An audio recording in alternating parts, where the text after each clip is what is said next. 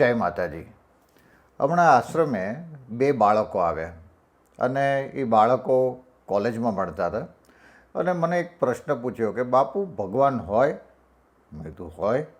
કે અમે નથી માનતા. મેં કીધું નહીં માનવાનું કારણ શું? કે અમે ભગવાનને આજ સુધી જોયા નથી, કોઈ એવું ભગવાનનું વર્ણન પણ અમે વાંચ્યું નથી અને ભગવાન છે એની કોઈ સાબિતી પણ અમને મળી નથી, કારણ કે અમે એન્જિનિયરિંગમાં ભણીએ છીએ. મેં કીધું વાત તો સાચી છે. હું 30 વર્ષ પહેલાં જ્યારે એન્જિનિયરિંગમાં ભણતો હતો ત્યારે હું પણ એવું માનતો હતો કે ભગવાન નથી, પણ શોધતા મને ખબર પડી કે ભગવાન છે અને તમારે કદાચ સ્વીકારી પણ લેવું જોઈએ કે ભગવાન છે. તો કે કઈ રીતે? કીધું હું તમને પ્રશ્ન પૂછું, થોડાક તમે જવાબ આપો કે તમારા દાદાના દાદાને તમે જોયા છે? તો કે ના, દાદાના દાદાને અમે ક્યાંથી જોયા હોય. તો દાદા હતા ખરા? તો કે આ હતા ને તો જ અમે હોઈએ ને. બસ એમ તમારે સ્વીકારવાનું છે કે ભગવાન છે. બીજું તમને કહું કે તમે શેમાં ભણો છો? તો કે અમે એન્જિનિયરિંગમાં ભણીએ છીએ અને હવે કદાચ ફાઇનલ યરમાં છે. તો ઇલેક્ટ્રિસિટીને તમે માનો છો? તો કે હા. તમે એને જોઈ? તો કે ના, જોઈ નથી.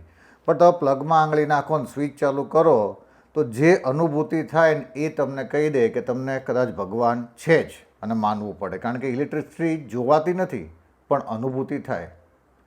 એમ તમને ત્રીજો એક પ્રશ્ન પૂછું છું કે તમે ઘી ખાધું? ગાયનું ઘી? કદાચ તમારા ભાગ્ય સારા હોય તો ગાયનું ઘી મળ્યું હોય અને ખાધું હોય તો તમને ખબર છે કે એનો સ્વાદ કેવો હોય? તો કે ના, સ્વાદ વિશે વર્ણન ન થાય.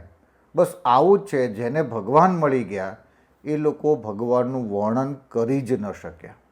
પરંતુ ભગવાન છે અને ભગવાન નથી, આ બંનેની વચ્ચે જે શોધવાની યાત્રા છે ને એનું નામ ભક્તિ છે. કારણ કે તમે જ્યારે કોઈ સાબિતી સાથે સ્વીકારવાનું ચાલુ કરો અને ભગવાન નથી અને ભગવાનની ખોજ ચાલુ કરો, બસ એ ખોજ જ મોજ છે. અને હું દરેક બાળકોને કહું છું કે તમે તમારી ખોજ ચાલુ રાખજો, અને એટલે જ મારું સૂત્ર છે, ખોજ હી મેરી મોજ. અસ્તુ. વંદે ગો માતરમ. વિરલ બાપુ, અંતિમ ધામ આશ્રમ. જય માતાજી.